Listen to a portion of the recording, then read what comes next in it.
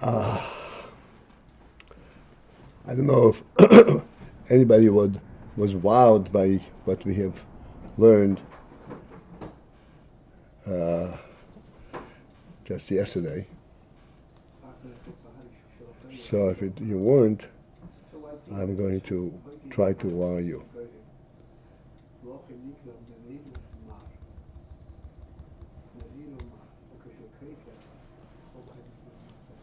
We are on page Nuntes.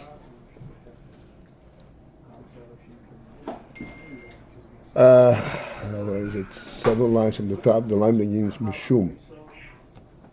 Or 6 lines from the top. So the line begins with hanishar.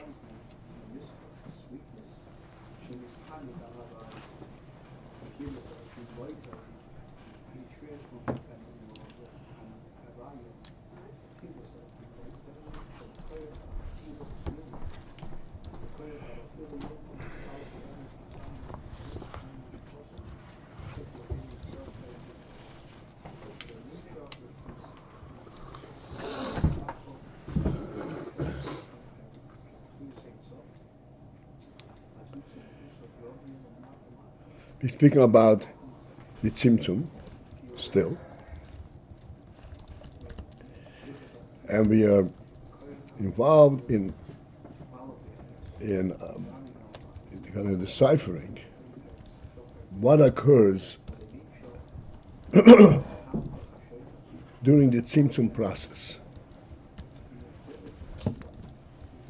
We are saying that the tzimtzum process is actually a 2-step process.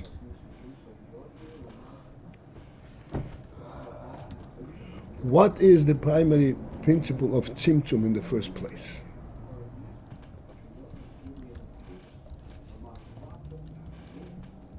The principle of tzimtzum is that from a lakus could come a world.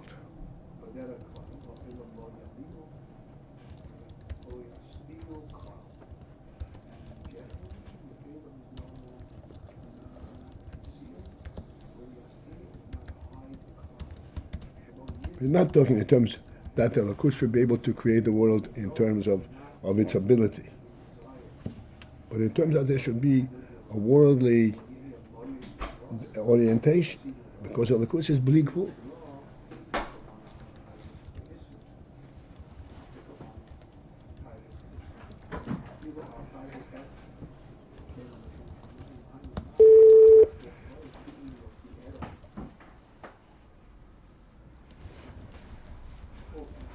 This is, just to repeat ourselves, this is precisely the Ayin we speak all the time.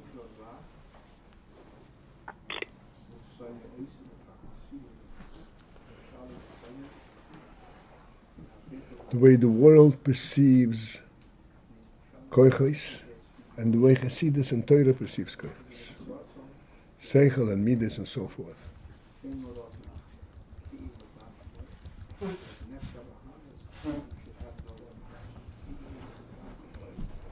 The world perceives koiches as reactions to experiences.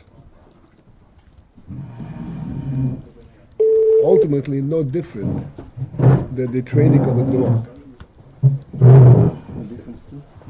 Ultimately, no different than the training of a dog.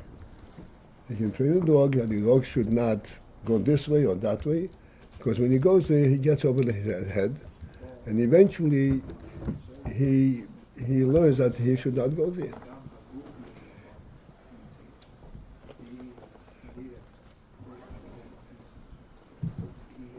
And it is the worldly perception that the human being learns exactly the same way, except he learns more quickly, retains the knowledge and so forth. But essentially, this is what knowledge is. Knowledge is how the physical experience reverberates in your mind.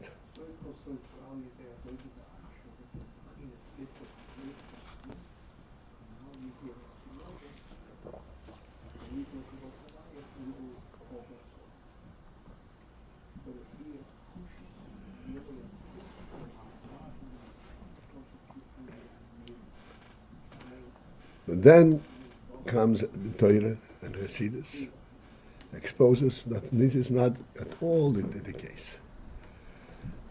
The human intelligence is of a different caliber totally than that of the animal. Totally.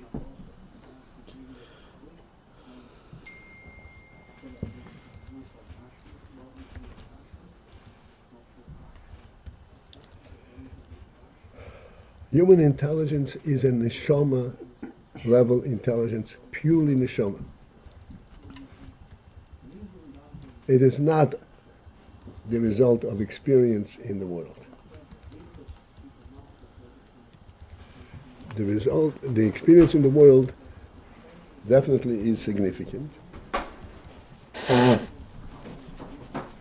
Its significance is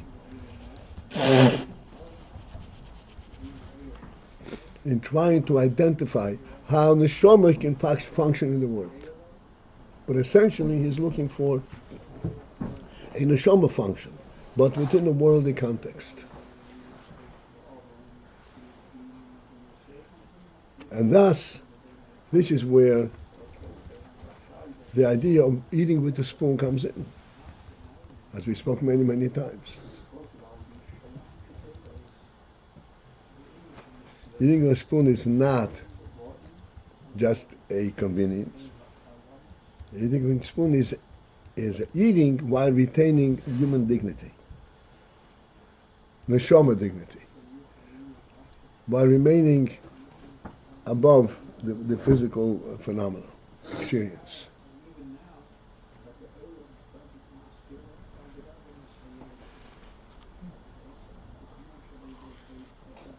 This is where the physical experience comes in. But the concept behind it, the concept that leads the person, is a neshama concept.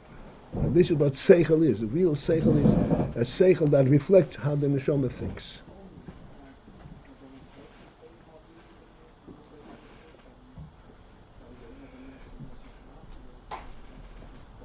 And thus, in order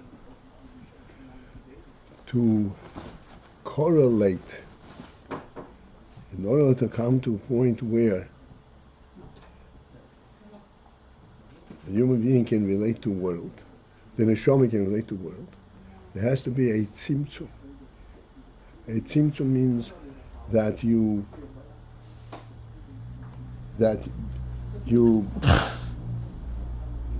retract your neshama perceptions.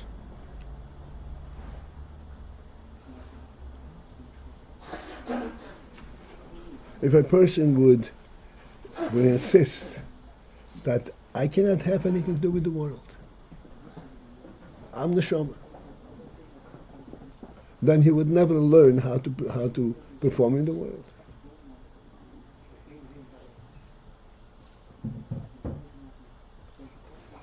This is where the tzimtzum comes in.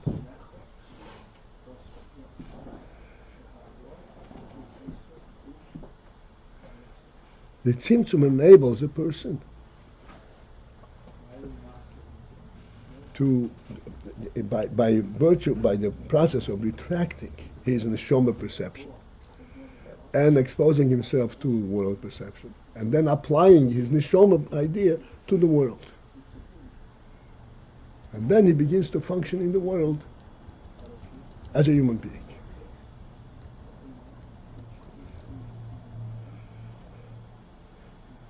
This is the process of tzimtzum. V'mayla, the similar Ayin took place. And you have to create a world. In serve, God wants to create a world. Godliness has to create a world. Godliness and world, there's just no way to identify world from a godly perspective.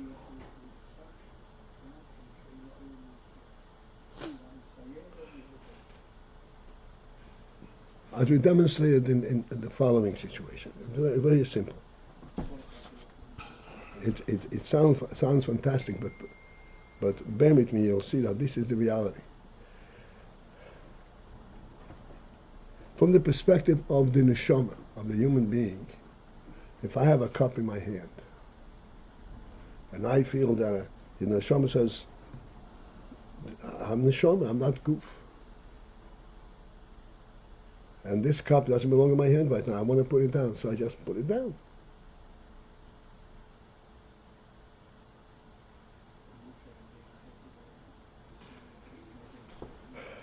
Then, of course, we know that since this is a physical cup, it's not going to stay in mid-air. Therefore, I have to create the means by which I can put it down on the physical level. And the whole orientation of my relationship to the physical world at that point changes completely.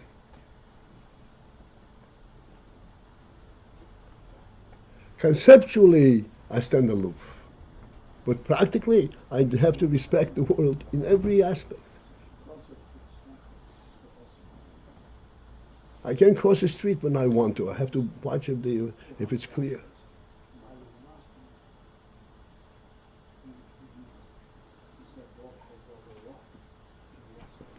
And the similar thing, I can't put the cup down whenever I want to put it down. I have to find a place where it belongs, where it's going to be held up. By the world, not by my will.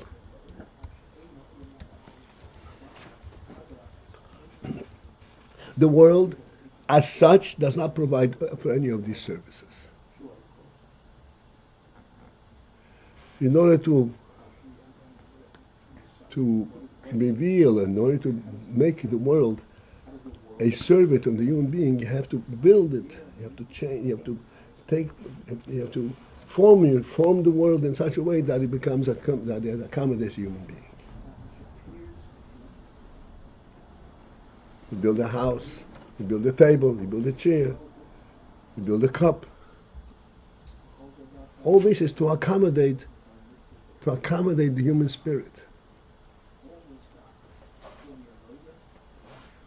Because a human being cannot live in the street. And he has to live in comfort, and he has to be able to live in a manner that will not disrupt his thinking process, etc., etc.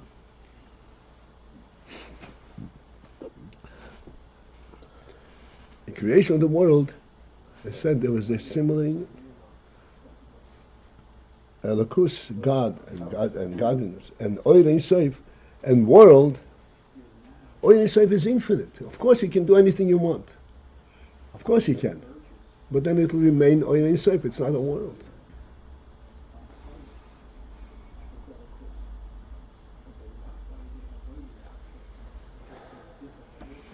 There's no question that God could create the world at will, just like that. But then it will not be a world that the world can orient itself in. You can understand.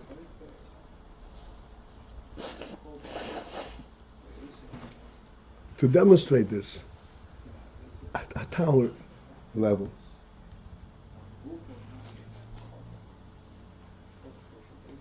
a child wants to put the cup down. The mommy sees that the child is about to drop the cup, goes and take the cup. The child thinks the cup just stands there whenever he doesn't want it, it's taken over.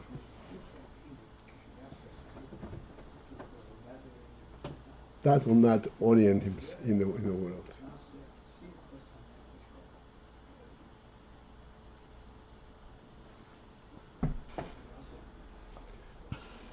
If the mommy wants to accommodate a child, the child should not have to relate and deal with the world. Just live in your own world. She can raise a perfect idiot, as far as the world is concerned.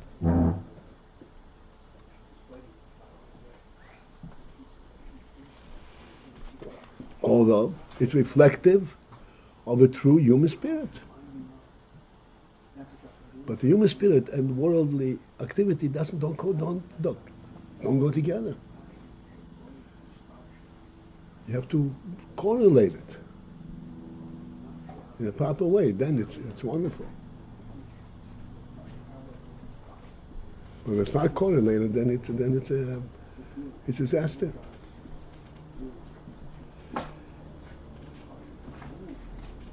Coming back, the tzimtzum l'mayla. To create the world, from Oil and Sof, there had to be a tzimtzum. And the Rebbe is explaining that the tzimtzum consisted in 2 steps. The first step is to totally remove the sense of the Oil and Sof.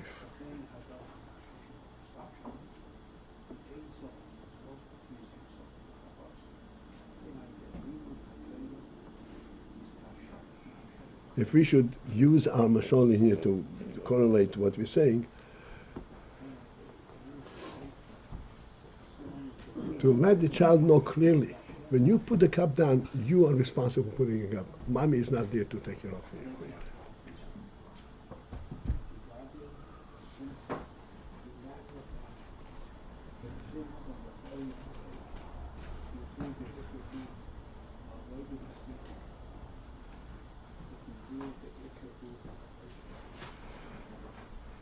What's the second step? In the mashal, that's a little bit more subtle. So the child said, yes, of course, I have to put it on, because I have to put it on the table. Yeah? So we tell him, yes, true. But the reason that the table is there, because mommy brought the table. Because mommy brought the table. You have to go a step further and know that this table didn't magically materialize. The table itself didn't magically materialize. Ultimately, you have to be responsible for building a table. That's the next step.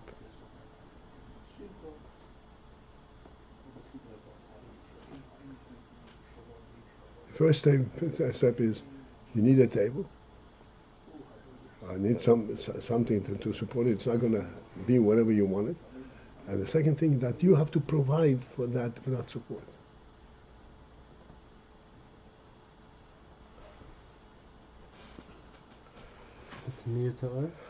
That happens at Midah.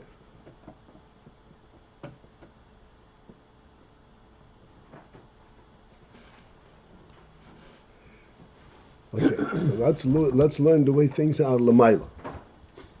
It's very, very wonderful, and I hope we can realize what it is.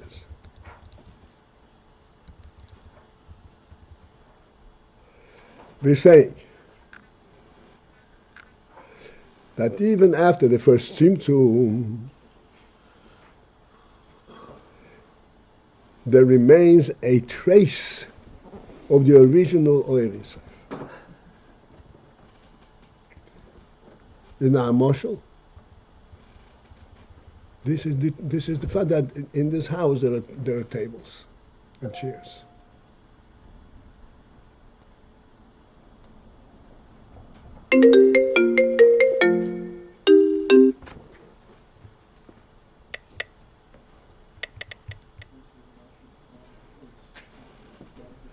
In order, just as we said in our mashal, in order for the child to realize that the table has to be built,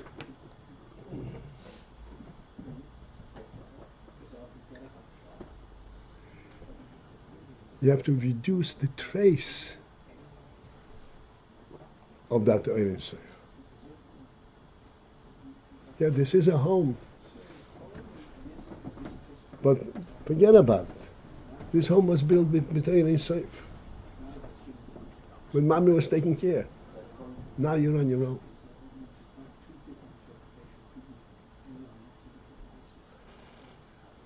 Getting the point over here?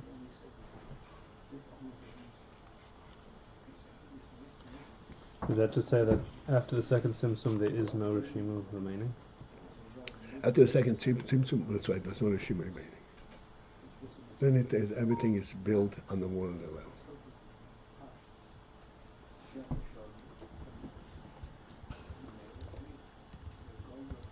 Is this what we call the Rishimwe, the Shorosh Kalim, or this is a different thing? This is Rosh Ma'or is a different... No, this is Rosh Ma'or. Okay, it's a different thing.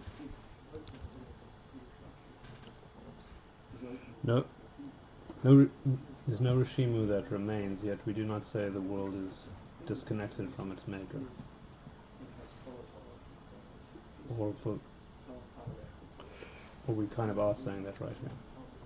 Okay, this is what we said. Going back to our moshel. There's not going to be mommy to take the cup from your hand. There's not going to be a table to put the cup down. But you are still a human being. Now you have to build a world according that should accommodate your human quality. Mm-hmm. This, that you're still a human being, how's that not a remaining trace? This is okay.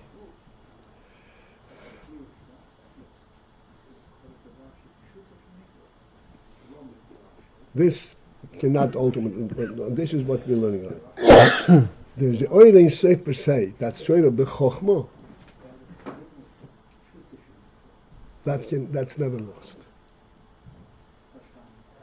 The human being remains a human being. You know, the Chochmah remains no matter where how far it is drawn.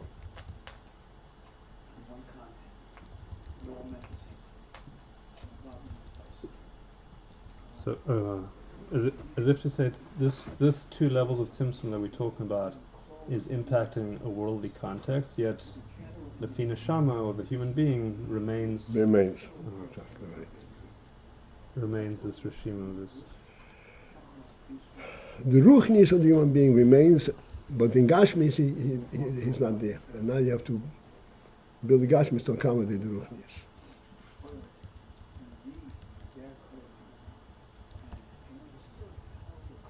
And this is what the world is. Hashem created the world after all the tzimtzumim. But what kind of world did Hashem create? A world that reflects a godly creation.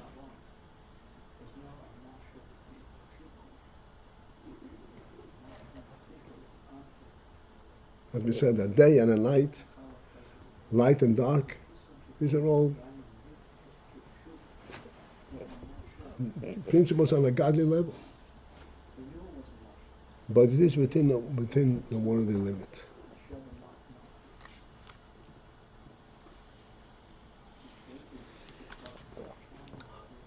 All right.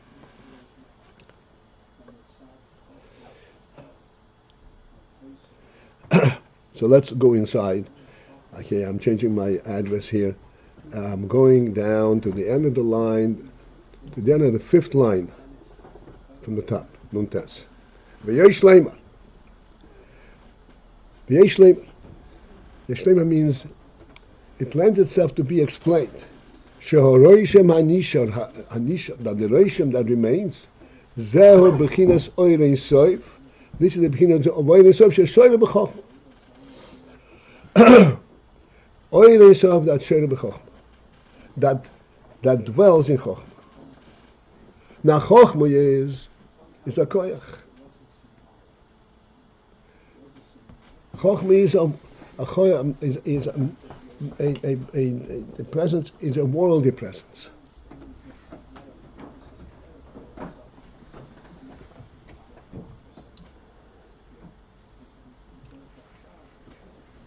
And in this chochma is shoyre oirein soif. In other words, in this chochma, the world knows of infinity, not infinity in the pure state, but infinity that ultimately can accommodate the world. Just like the child knows ultimately things can work in a manner that I can live like a human being. How it's going to be, I don't know. But I know that's how it is.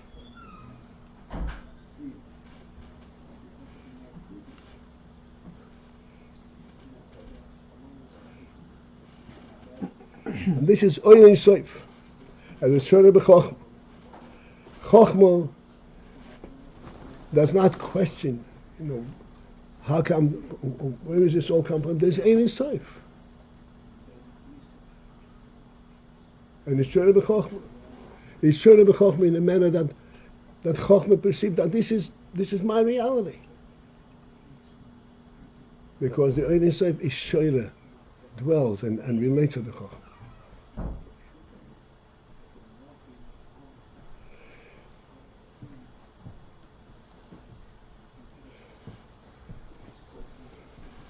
וכמי שכוסף בספר של בין פרק ל"ה למהגור, שהחוכמה נקרא אמס.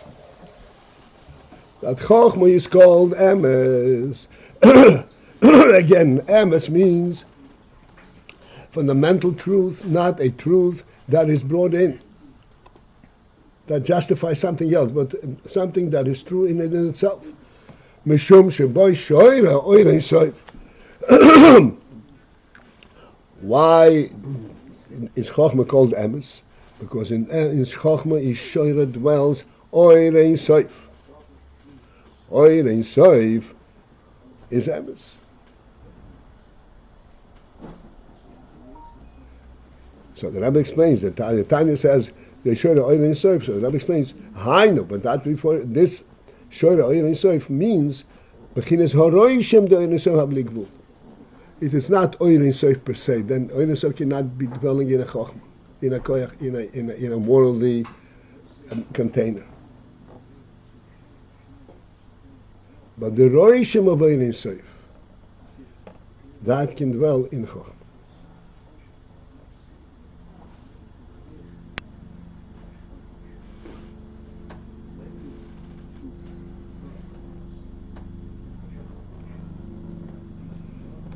Ayin Sof habli gvul. All right.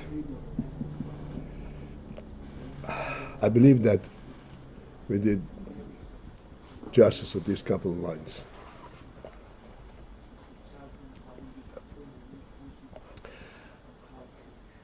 I Masha Kosov, Babish's boy Lakamon, then the Rebbe is referencing something that is first going to be explained later on. And the Perek, where it is, has not been identified yet. The Aymash and his boy. You have to finish. I must learn this line because this I'm waiting for weeks of it. Aymash Kosov Likudetera di Baramas Vayikach Keirach Perik Beis. In the Kudetera on the posik Vayikach Keirach. So it says over there like this: the Bechochma Mislabesh Oir Hasoiviv Bibchinas Pnimis. That the Chochmah, the Oir Hasoiviv, Oir which is Soivikulam, which is above world, which contains the world. The Oir Hasoiviv is mislabish in Chochmah, and not in a makivdikis manner that you are aware of it from a distance. But the Pnimis means that this is absorbed and this becomes my own reality.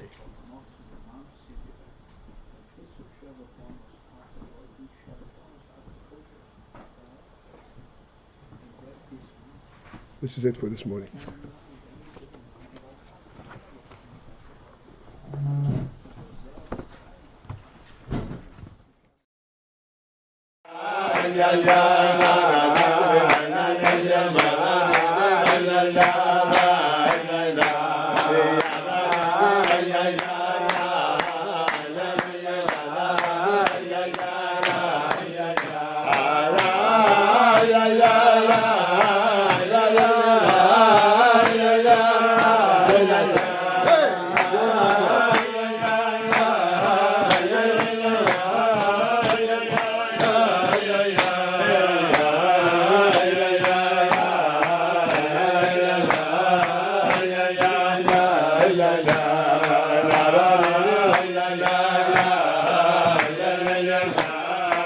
la la la la la